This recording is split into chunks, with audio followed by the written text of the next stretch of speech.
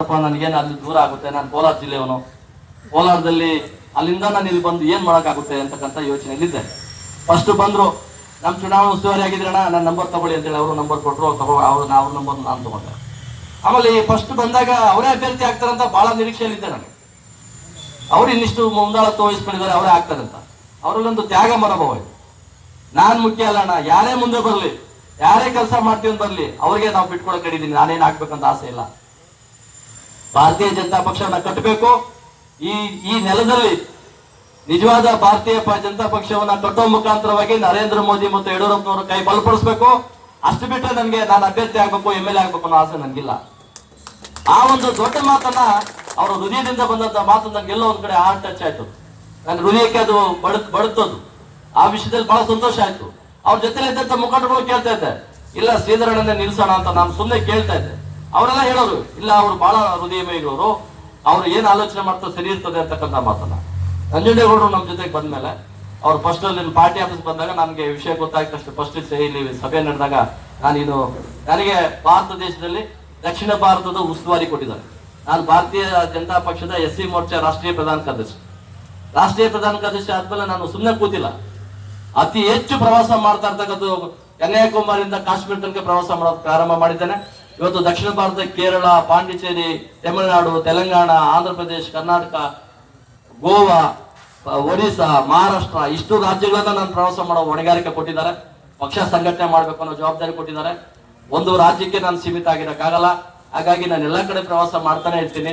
ಇತ್ತೀಚೆಗೆ ನಡೆದಂತ ಗುಜರಾತಿನ ಚುನಾವಣಾ ಪ್ರಚಾರಕ್ಕೆ ನಾನು ಕಳಿಸಿದಾಗ ಅಲ್ಲಿರತಕ್ಕಂಥ ಅಮಿತ್ ಶಾ ಅವರು, ಈ ಫೇಸ್ಬುಕ್ ಒಳಗಿದ್ರೆ ಬಹಳ ಜನಕ್ಕೆ ಗೊತ್ತಿರ್ತದೆ, ಫೇಸ್ಬುಕ್ ವಾಟ್ಸಪ್ಗಳಲ್ಲಿ ಅಮಿತ್ ಶಾ ಜೊತೆಲಿ ನಮ್ಮ ಚರ್ಚೆ ಆಗಿದೆ. ಅಮಿತ್ ಶಾ ನಮ್ಮ ಜೊತೆಲಿ ಪಾದಯಾತ್ರೆ ಮಾಡಿದ್ದಾರೆ.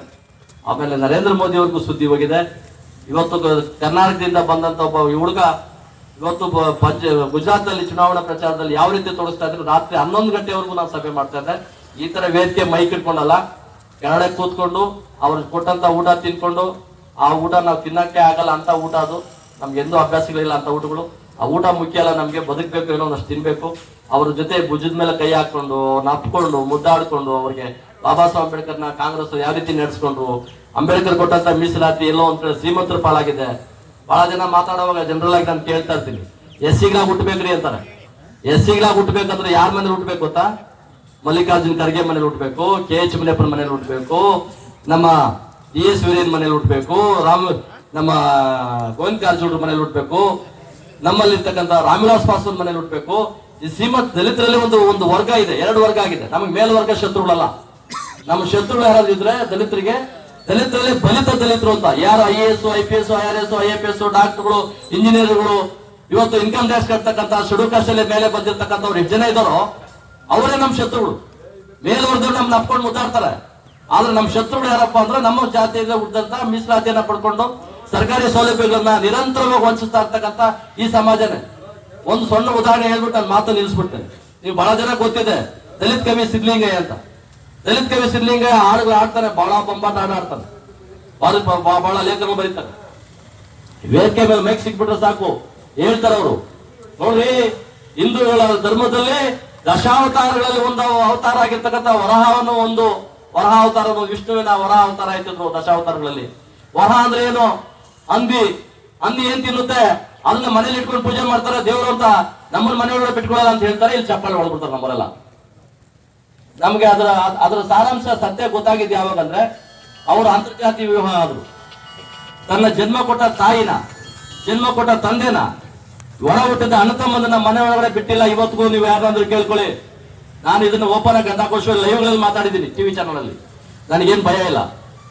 ಏನ್ ಬಾಬಾ ಸಾಹೇಬ್ ಅಂಬೇಡ್ಕರ್ ಕೊಟ್ಟಂತ ಸೌಲಭ್ಯಗಳಲ್ಲಿ ನಿನಗೆ ಅವಕಾಶ ಸಿಕ್ಕಿ 2 ಸಾರಿ MLC ಆಗಿ, 1 ಸಾರಿ MLC, ಕನ್ನಡ ಪ್ರಾಧಿಕಾರದ ಅಧ್ಯಕ್ಷರು, ಕನ್ನಡ ಪುಸ್ತಕ ಪ್ರಾಧಿಕಾರದ ಅಧ್ಯಕ್ಷರು, ಯೂನಿವರ್ಸಿಟಿ ಪ್ರೊಫೆಸರು, ಚೇರ್ಮನ್, ಎಲ್ಲಾ ಅವಕಾಶಗಳು ತಗೊಂಡಿದ್ಯಪ್ಪ. ನೀನು ಮನೆಯಲ್ಲಿ 100 ದೇವರುಗಳ ಫೋಟೋ ಇಟ್ಟಿದ್ದಾರೆ. ಸಿದ್ಧಲಿಂಗಯ್ಯನ ಮನೆಯಲ್ಲಿ 100 ದೇವರ ಫೋಟೋ ಇದೆ. ಹೊರಗಡೆ ಭಾಷಣ ಮಾಡುವಾಗ ಹೇಳ್ತಾರೆ, ದಶಾವತಾರಗಳಲ್ಲಿ ಒಂದು ಅವತಾರ ಆಗಿರ್ತಕ್ಕಂಥ ವರಹ ಅವತಾರ. ವರಹ ಅಂದ್ರೆ ಹಂದಿ ಏನ್ ತಿನ್ನುತ್ತೆ ಅಂತ ಅದ್ರ ಪೂಜೆ ಮಾಡ್ತಾರೆ ಈ ಜನ. ನಮ್ಮನ್ನು ಸೇರ್ತಲ್ಲ ದಲಿತರನ್ನ ಅಂತಕ್ಕಂಥ ಈ ವ್ಯಕ್ತಿ ತನ್ನ ಜನ್ಮ ಕೊಟ್ಟ ತಾಯಿನ ಮನೆ ಒಳಗಡೆ 1 ದಿವಸನೂ ಬಿಟ್ಕೊಂಡಿಲ್ಲ. ಕೊನೆಗೆ ಶ್ರೀರಾಮ್ಪುರ ಹಾಸ್ಟೆಲ್ ಮುಸ್ಲಿಂ ತಿಕ್ಕಿ ಕೊನೆಗೆ ಅಮ್ಮ ಅಲ್ಲೇ ಸತ್ತೋದ್ಲು. ತಂದೆನೂ ಹಂಗೆ ಸತ್ತೋದ್ರು. ಒಬ್ಬ ತಮ್ಮ ಆಟೋ ಸಾಲ್ವ ಮಾಡಿ ತೀರ್ಸಕ್ಕಾಗದೆ ನೇಣು ಹಾಕೊಂಡು ಸೋತೋದ. ನಮ್ಮಲ್ಲಿ ಇವತ್ತು ಯಾರನ್ನೂ ನಾವು ದೂಷಣೆ ಮಾಡ್ಬೇಕಾಗಿಲ್ಲ. ದಲಿತ ಸಮಾಜದಲ್ಲಿ ಮೇಲೆ ಬಂದಿರತಕ್ಕಂತ ಕೆಲವು ವ್ಯಕ್ತಿಗಳು ಈ ಸಮಾಜವನ್ನ ತಿಂತಾ ಇರ್ತಕ್ಕಂಥದ್ದು ಮತ್ತೆ ಸಮಾಜನ ಒಳ್ಳೆಯ ಕೆಲಸ ಮಾಡ್ತಾರೆ. ಎಲ್ಲೋ ಕಡೆ ಏನೋ ಸಣ್ಣ ಗಲಾಟೆ ಆಗುತ್ತೆ, ಹಳ್ಳಿಗಳಲ್ಲಿ ಸಣ್ಣ ಪುಟ್ಟ ಮೇಲ್ಜಾತಿ ಗೌಡರು ಶೆಡ್ಯೂಲ್ ಕಾಸ್ಟರ್ ಮಧ್ಯೆ ಸಣ್ಣ ಪುಟ್ಟ ಘರ್ಷಣೆ ಆಗ್ತವೆ, ಇಲ್ಲ ಅಂತ ಹೇಳಲ್ಲ. ಊರಂದ್ಮೇಲೆ ಏನೋ ಒಂದು ಸಣ್ಣ ಪುಟ್ಟ ಇದ್ದೇ ಇರ್ತದೆ. ಅವೆರಡು ಮಧ್ಯೆ ಬೆಂಕಿ ಹಚ್ಚೋದಕ್ಕೆ ಕೆಲವು ಸಂಘಟನೆಗಳು ಅಟ್ರಾಸಿಟಿ ಕೇಸ್ ಅನ್ನೋದು, ಎಲ್ಲೋ ಲಿಟಿಗೇಷನ್ ಜಾಗ ಇದೆ ಅದ್ರಲ್ಲಿ ಅಂಬೇಡ್ಕರ್ ಫೋಟೋ ಇಟ್ಬಿಟ್ಟು ಅಲ್ಲಿ ಆ ದಂಧೆ ಮಾಡೋದು, ಇಂಥ ಮಾಡ್ತಕ್ಕಂಥ ವಿಷಯಗಳಲ್ಲಿ ನಿಜವಾದ ಅಂಬೇಡ್ಕರ್ ವಿಚಾರವನ್ನ ಮರ್ತೋಗಿದ್ದಾರೆ. ಹಾಗಾಗಿ ಇಂಥ ವಿಷಯಗಳನ್ನ ಚರ್ಚೆ ಮಾಡುವಂತ ವೇದಿಕೆ ಅಲ್ಲ ಇದು. ಆದ್ರೂ ಎಲ್ಲೋ ನನ್ನ ಕಂಡಂತ ವಿಷಯಗಳನ್ನ ಗಮನ ತರಬೇಕಾಗಿರೋ ದೃಷ್ಟಿಯಿಂದ ಭಾರತೀಯ ಜನತಾ ಪಕ್ಷವನ್ನ ನಾವು ಗೆಲ್ಲಿಸಬೇಕು. ವೇದಿಕೆ ಮೇಲೆ ಇರ್ತಕ್ಕಂಥ ಎಲ್ಲಾ ಮುಖಂಡರು ನಾನು ಅಭಿನಂದಿಸ್ತೇನೆ. ಇವತ್ತು ಈ ಕ್ಷೇತ್ರನ ನಾವು ಗೆಲ್ಲಿಸೋ ಮುಖಾಂತರವಾಗಿ ನಂಜುಂಡೇಗೌಡರಿಗೇನು ದುಡ್ಡು ಮಾಡ್ಬೇಕು, ಆಸ್ತಿ ಮಾಡ್ಬೇಕು, ನಾನು ವಿಧಾನಸೌಧದಲ್ಲಿ ಕೂತ್ಕೊಂಡು 5 ಸ್ಟಾರ್ ಹೋಟೆಲ್ ಕೂತ್ಕೋಬೇಕಂತ ನಾವು ಯಾವಾಗ ಹೀಗೆ ಇರ್ತಾರೆ. ನೀವು ಯಾವತ್ತು ರಾತ್ರಿ ನೋಡಿ, ಬೆಳಗ್ಗೆ ನೋಡಿ, ಮಧ್ಯಾಹ್ನ ನೋಡಿ, ನೀವು ನಿಮ್ಮ ಒಡ ಹುಟ್ಟದ ಅಂತಮ್ಮ.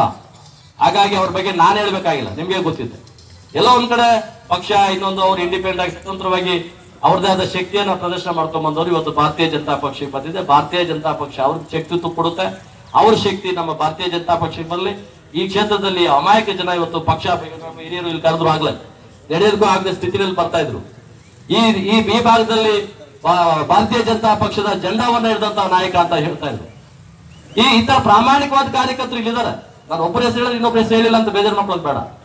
ಹಾಗೆ ಪ್ರಾಮಾಣಿಕವಾಗಿದ್ದಂತ ಮನಸ್ಸು ಎಲ್ಲೋ ಒಂದು ಕಡೆ ಹೇಳುತ್ತೆ, ನಮ್ಮ ಭಾರತೀಯ ಜನತಾ ಪಕ್ಷ ಈ ಕ್ಷೇತ್ರದಲ್ಲಿ MLA ಆಗ್ಬೇಕು, ಈ ಕ್ಷೇತ್ರದಲ್ಲಿ ನಮ್ಮ ನಂಬಿರತಕ್ಕಂಥ ಜನಕ್ಕೆ ಒಳ್ಳೇದ್ ಮಾಡ್ಬೇಕು ಅನ್ನೋ ಆಸೆ ಇರ್ತದೆ.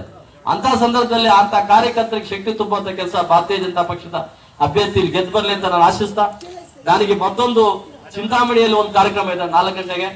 ಹಾಗಾಗಿ ನಾನು ಬರೋ ಸ್ಥಿತಿಲಿಲ್ಲ. ರಾತ್ರಿ ನಾನು ಬಂದಿದ್ದೆ ಮನೆಗೆ 3 ಗಂಟೆಗೆ, ಬೆಳಗ್ಗೆ 5:30 ಮತ್ತೆ ಮಾಮೂಲಿ ಎಚ್ಚರಿಕೆ ಆಗ್ತದೆ ನಮ್ಗೆ.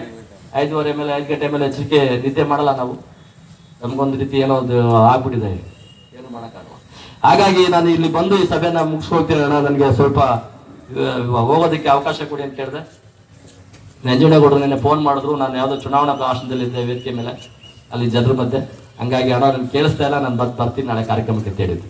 ಹಾಗಾಗಿ ನಿಮ್ಮೆಲ್ಲ ನಾನು ಕ್ಷಮೆಯನ್ನು ಯಾಚಿಸಿ, ದಾರಿ ಮಧ್ಯೆ ಬೇರೆ ರಾಜಕಾರಣಿಗಳ ತರ ಎದ್ದೋಗ್ಬೇಕು ಅಥವಾ ಸ್ಕೋಪ್ ಕೊಡ್ಬೇಕು, ಏನೋ ದೊಡ್ಡದಾಗಿ ನನ್ಗೆ ಅಲ್ಲಿ ಬಿಜಿ ಇದೀನಿ ಇಲ್ಲಿ ಬಿಜಿ ಆ ಥರ ಹೇಳುವಂತ ಸ್ವಭಾವ ನಂದಲ್ಲ. ನಾನು ರಾಜಕೀಯಕ್ಕೆ ನಿಜವಾಗ್ಲೂ ಅನ್ಫಿಟ್. ನಮ್ಗಿರೋದನ್ನ ಇದ್ದಂಗೆ ಹೇಳ್ತಾ ಇದ್ರೆ ಯಾರು ರಾಜಕೀಯದಲ್ಲಿ ಮೇಲೆ ಬರಕ್ ಬಿಡಲ್ಲ. ಎಲ್ಲೋ ಒಂದ್ ಕಡೆ ನಮ್ಮ ಮೇಲೆ ಕೈ ಆಡಿಸ್ತಾನೆ ಇರ್ತಾರೆ ಏನಾದ್ರು ಮಾಡಿ. ಕೆಲವರೆಲ್ಲ ಇತ್ತೀಚೆಗೆ ಹೋಗಿದ್ರು, ರಾಷ್ಟ್ರೀಯ ಪ್ರಧಾನ ಕಾರ್ಯದರ್ಶಿ ಆದ ತಕ್ಷಣ ಕೆಲವರು ಹೋಗಿದ್ರು ನಮ್ಮಲ್ಲೇ ಬಲಿತ ದಲಿತರು, ಚಿನ್ನಾರಾಮನ ಚೇಂಜ್ ಮಾಡ್ಬಿಡಿ, ಅವ್ರನ್ನ ಇಡ್ಬೇಡಿ ಅಲ್ಲಿ ಅಂತ. ಈ ನನ್ನ ಕೆಲಸ ಮಾಡೋದು ಇನ್ಯಾರಾದ್ರೂ ಅವಕಾಶ ಕೊಟ್ಟಿದ್ರೆ ಕೊಡಿ ಅಂತ ನಾನು ಹೇಳಿದೆ ಕೆಲವರಿಗೆ. ಹಾಗಾಗಿ ಏನೇ ಆಗಿರ್ಲಿ, ಒಬ್ಬ ಮನುಷ್ಯನಿಗೆ ಮೇಲೆ ಬರಬೇಕಾದ್ರೆ 108 ವಿಘ್ನಗಳು ಇರ್ತವೆ. ಒಂದು ಕಲ್ಲು ಮತ್ತು ಇನ್ನೊಂದು ಒಂದೇ ಬಂಡೆಯಲ್ಲಿ 2 ಕಲ್ಲು ಇರ್ತವೆ. 2 ಕಲ್ಲುಗಳಲ್ಲಿ ಒಂದು ಕಲ್ಲನ್ನ ಕೆತ್ತಿ ಕೆತ್ತಿ ಕೆತ್ತಿ ಕೆತ್ತಿ ವಿಗ್ರಹ ಮಾಡ್ತಾರೆ. ಆ ಕೆತ್ತುವಾಗ ಇನ್ನೊಂದು ಕಲ್ಲು ನಗ್ತಾ ಇರ್ತದೆ, ನೋಡಿ ಆ ಕಲ್ಲಿಗೆ ಏಟ್ ಬೀಳ್ತಾ ಇದೆ, ಏಟ್ ಬೀಳ್ತಾ ಇದೆ, ಏಟ್ ಬೀಳ್ತಾ ಇದೆ ಅಂತ. ಆ ಕಲ್ಲು ಏಟ್ ತಿಂತಾ ಇರ್ತದೆ ನಿಜ, ಅದು ವಿಗ್ರಹ ಆಗಿ ಅದಕ್ಕೆ ಪೂಜೆ ಮಾಡುವಂತ ಒಂದು ಅವಕಾಶ ಬಂದಾಗ ಪಕ್ಕದಲ್ಲಿ ಇನ್ನೊಂದು ನಗ್ತಾ ಇದ್ದಂತ ಕಲ್ಲಿಗೆ ತೆಂಗಿನಕಾಯಿ ಇಟ್ಕೊಂಡು ಹೊಡೆಯೋದಕ್ಕೆ ಬಿಟ್ಟಿರ್ತಾರೆ. ಇದು ಪೂಜೆ ಮಾಡಿಸ್ಕೊಳ್ಳುತ್ತೆ ಈ ವಿಗ್ರಹ. ಇನ್ನೊಂದು ಕಲ್ಲು ತೆಂಗಿನಕಾಯಿನಲ್ಲಿ ಏಟು ಓಡಿಸ್ಕೊಂಡು ಅದು ಅಲ್ಲೇ ಬಿದ್ದಿರುತ್ತೆ. ಮನುಷ್ಯನ್ಗೆ ಯಾರು ನೋವುಗಳನ್ನ ಅನುಭವಿಸ್ಕೊಂಡು ಪಕ್ಷ ಕಟ್ಕೊಂಡು ಇಷ್ಟೆಲ್ಲ ಕಾರಣ ಶ್ರಮ ಪಟ್ಕೊಂಡು ಬಂದಿದ್ರು, ಎಲ್ಲೋ ಒಂದಲ್ಲ ಒಂದು ಅವಕಾಶಗಳು ನಿಮ್ಮನ್ನು ಹುಡ್ಕೊಂಡು ಬರುತ್ತೆ ಅಂತ ಈ ಸಂದರ್ಭಕ್ಕೆ ಹೇಳಿ, ಈ ಚುನಾವಣೆಯ ಮುಂದಿನ ಬರೋ ಚುನಾವಣೆ ನಮ್ಮ ದಿಕ್ಸೂಚಿ ಆಗ್ಲಿ.